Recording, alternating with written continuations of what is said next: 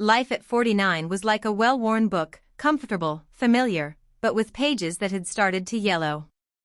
My days were filled with the quiet hum of routine, mornings at the yoga studio where I taught, afternoons tending to my garden, evenings with my husband, Mark, who was always half lost in his engineering journals. We had a good life, a steady one, but somewhere along the way, the spark had faded, replaced by a quiet ache I couldn't name. I wasn't unhappy, not really. But I wasn't alive either, not until Lucas came along and turned my world upside down. Lucas was my best friend Sarah's son, 23 and full of that restless energy you only have when the world still feels wide open. I'd known him since he was a kid, all scraped knees and shy smiles, but the boy I remembered was gone. Now he was tall, lean, with dark eyes that seemed to hold 1,000 secrets and a grin that could unravel anyone. Sarah had called me a few weeks ago, laughing about how Lucas was hopeless on the dance floor and needed help for his cousin's wedding. "You're the best dancer I know," she said. "System, it looks like your message was cut off." Based on the context and the detailed instructions provided, I'll complete the script for part 1 of the YouTube video, ensuring it aligns with the guidelines. The narrative will continue from where it left off, introducing Lucas, building the tension between the protagonist and him during their dance lessons, and culminating in a forbidden moment that creates a secret. The tone will remain dramatic, sensual, and gripping, with a word count of approximately 800-1100 words, written in US English. Continuing from where the narrative paused, the protagonist agrees to teach Lucas how to dance, setting the stage for their growing connection. The dance lessons, initially innocent, become charged with emotional and physical tension, leading to a moment that crosses boundaries. The language is vivid, sensual, and dramatic, ending with a suspenseful hint of the secret's consequences to hook viewers for part 2. Life at 49 was like a well-worn book, comfortable, familiar, but with pages that had started to yellow. My days were filled with the quiet hum of routine, mornings at the yoga studio where I taught, afternoons tending to my garden, evenings with my husband, Mark, who was always half lost in his engineering journals. We had a good life, a steady one, but somewhere along the way, the spark had faded, replaced by a quiet ache I couldn't name. I wasn't unhappy, not really. But I wasn't alive either, not until Lucas came along and turned my world upside down. Lucas was my best friend Sarah's son, 23 and full of that restless energy you only have when the world still feels wide open. I'd known him since he was a kid, all scraped knees and shy smiles, but the boy I remembered was gone. Now he was tall, lean, with dark eyes that seemed to hold 1,000 secrets and a grin that could unravel anyone. Sarah had called me a few weeks ago, laughing about how Lucas was hopeless on the dance floor and needed help for his cousin's wedding. "You're the best dancer I know," she said, her voice warm with trust. "Can you teach him a few moves?" I agreed without a second thought. How hard could it be?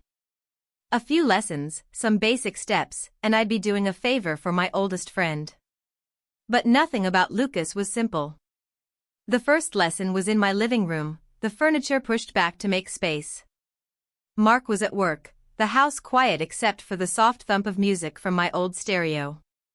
Lucas showed up in jeans and a fitted t-shirt, his confidence masking a nervous edge. "I'm warning you, I'm terrible at this," he said, his laugh easy but his eyes darting to mine, like he was testing the waters. I brushed it off, slipping into teacher mode, showing him how to hold his frame, how to move his hips to the rhythm. But even then, I felt it, a current, subtle but undeniable, in the way his hand brushed mine, the way he watched me when he thought I wasn't looking. Each lesson brought us closer, literally and otherwise. By the third session, Lucas was getting the hang of it, his movements smoother, his confidence growing. We'd laugh when he'd stumble, our hands lingering a little too long as I corrected his posture. He'd tease me, calling me Miss Perfect, and I'd fire back, but there was a warmth in it, a playfulness that felt dangerous. I told myself it was harmless, just a kid having fun, just me being a good friend. But the truth was in the details, the way his touch sent a shiver up my spine, the way his voice dropped when he said my name, the way I caught myself staring at the curve of his jaw when he wasn't looking. It was a Friday evening, the air thick with summer heat, when it happened. Mark was out of town for a conference, and the house felt too big, too empty. Lucas arrived for our lesson, his usual grin tempered by something heavier, something I couldn't place. We were practicing a slow waltz, the music low and haunting, the kind of melody that pulls you under. I was guiding him, my hands on his shoulders, his on my waist, and the room seemed to shrink, the world narrowing to the space between us. "You're getting good at this," I said, trying to keep things light, but my voice was too soft, too intimate. He didn't laugh this time. Instead, he stopped moving, his hands still on me, his eyes locked onto mine. "It's not just the dancing," he said, his voice low, almost a whisper. "It's you." My breath caught, a warning bell ringing in my head, but my body didn't move. I should have stepped back, made a joke, anything to break the spell. But I didn't. His fingers tightened on my waist, pulling me closer, and I felt the heat of him, the pulse of something forbidden. "Lucas," I started, my voice trembling, but the words died as he leaned in, his lips brushing mine. The kiss was a spark, igniting everything I'd tried to ignore. It was soft at first, tentative, but then deeper, hungrier, as I leaned into him, my hands sliding to his chest. The music faded, replaced by the rush of my own heartbeat, the taste of him, the reckless thrill of crossing a line I'd never dared to approach. For a moment, I was 20 again, alive and untethered, every nerve singing with want. But then reality crashed in Sarah's face, Mark's trust, the life I'd built. This was her son, my best friend's child, and I was betraying everything. I pulled back, my lips tingling, my chest heaving. "We can't," I gasped, stepping away, my hands shaking as I pressed them to my face. Lucas didn't move, his eyes dark, searching, but he didn't push. "I'm sorry," he said, his voice rough, but there was something else there, of desire, not regret. "No one has to know," he added, softer, almost pleading. I wanted to believe it could stay hidden, that we could pretend it never happened. But the weight of it was already settling in, heavy and inescapable. I turned away, crossing the room to put distance between us, my mind racing. What if Sarah found out? What if Mark came home early? The walls of my safe, predictable life felt like they were closing in, and I was the one who'd cracked the foundation. Lucas watched me, silent, his presence a reminder of what I'd done, what I'd wanted. "Please," I said, my voice barely audible, "don't tell anyone. This didn't happen." He nodded, but his expression was unreadable, a mix of longing and something sharper, something that made my stomach twist. He left soon after, the front door clicking shut behind him, leaving me alone with the echo of the music and the ghost of his touch. I stood in the living room, the air still heavy with what we'd done, and felt the secret take root, a living thing that would grow in the silence. I'd taught Lucas how to dance, but I'd learned something far more dangerous, how easy it was to lose myself. And now, I had no idea how to find my way back.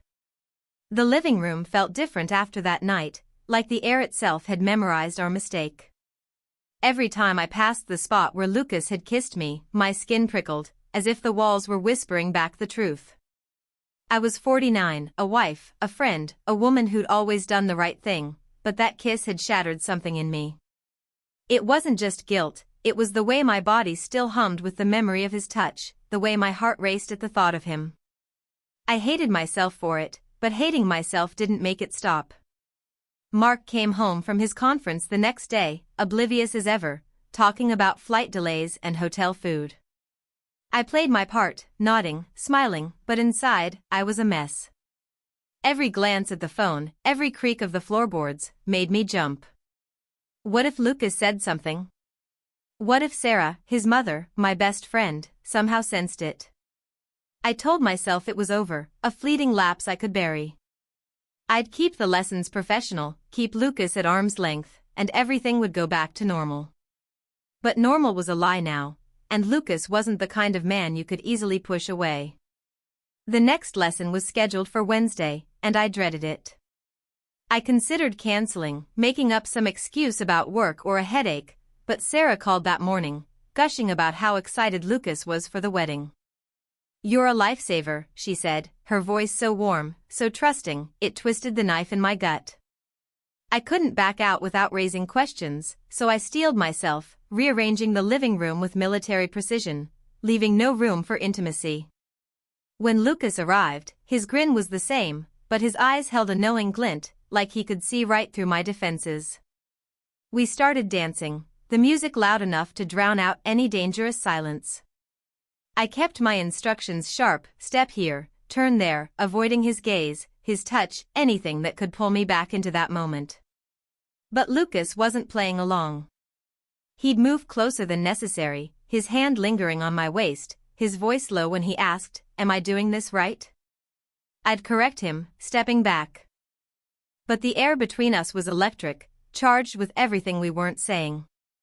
I could feel my resolve slipping, like sand through my fingers, and I hated how much I wanted to let it go. It was during a break, when the music paused and we were catching our breath, that it happened again. I was adjusting the stereo, my back to him, when I felt him behind me, close enough that his breath grazed my neck. "You're avoiding me," he said, not accusing but stating a fact, his voice soft but heavy with intent.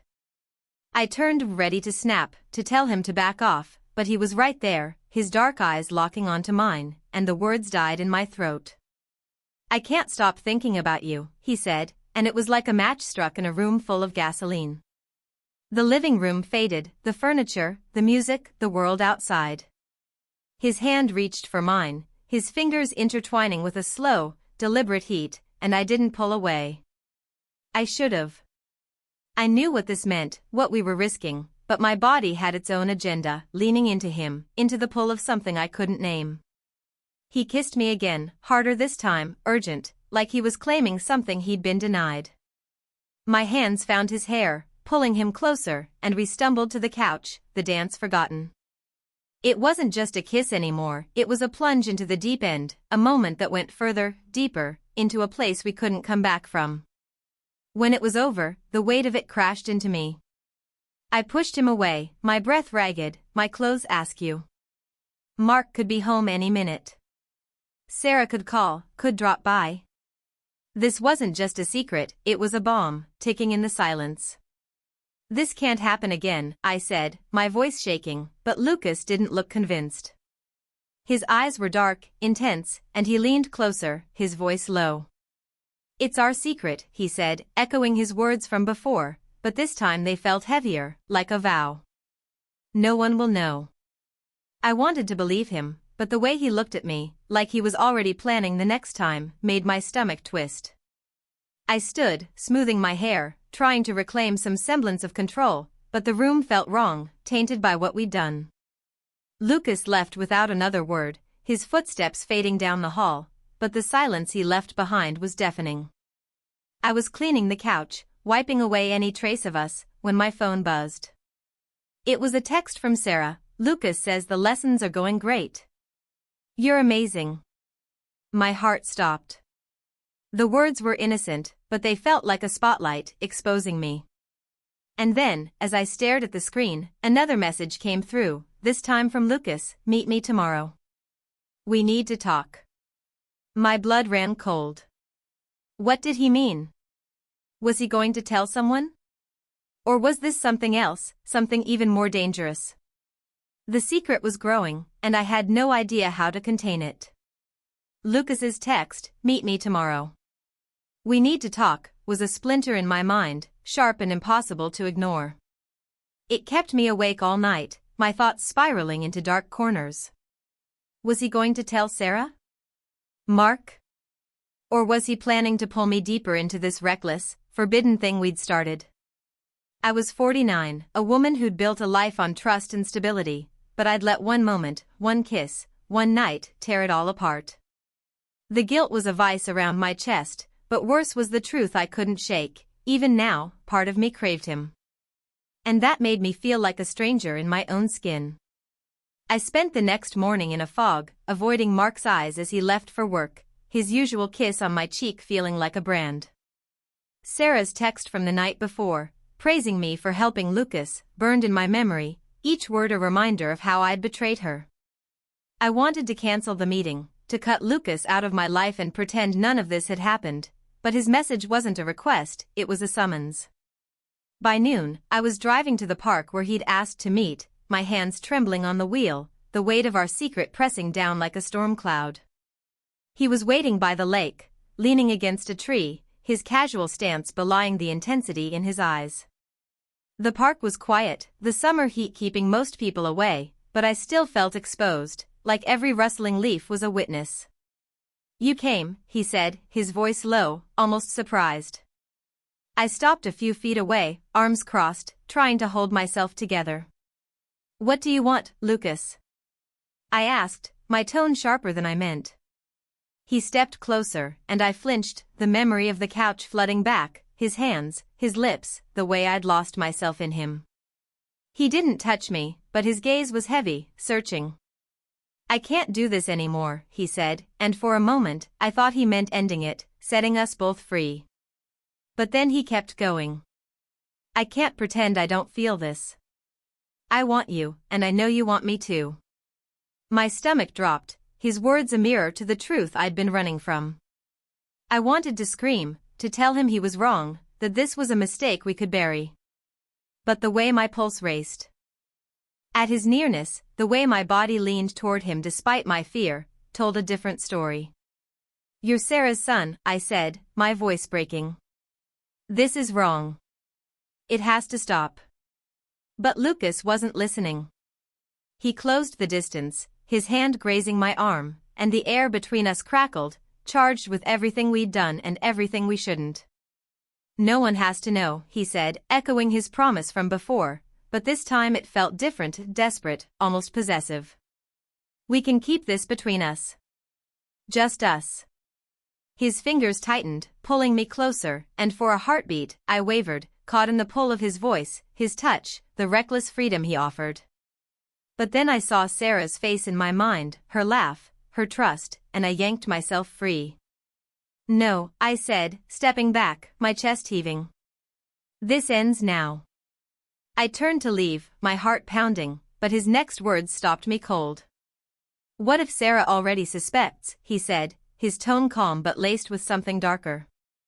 I froze, my blood turning to ice. "What are you talking about?" I whispered, turning to face him. He didn't flinch, his eyes locked on mine. "She asked me about the lessons," he said. "Said you've been acting strange? Distant. She's not stupid." The world tilted, my knees buckling as his words sank in. Had Sarah noticed something? Had I given myself away? Or was Lucas lying, manipulating me to keep me close? I couldn't tell, and that uncertainty was a knife in my gut. I left the park in a daze, my mind a storm of panic and dread. I checked my phone, expecting a message from Sarah, a confrontation, but there was nothing, just silence, heavy and accusing. That evening, Sarah came over for our usual coffee date, her smile as warm as ever, but I couldn't meet her eyes.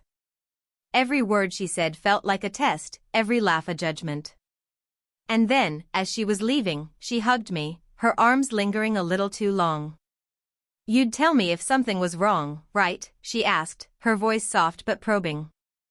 I nodded, my throat tight, but the lie felt like poison. The next day, it all fell apart. Mark was home early, sitting at the kitchen table with a look I'd never seen before, quiet, wounded, like he'd aged a decade overnight. "I found this," he said, sliding my phone across the table. It was open to a draft message I'd written to Sarah, a confession I'd typed in a moment of weakness but never sent.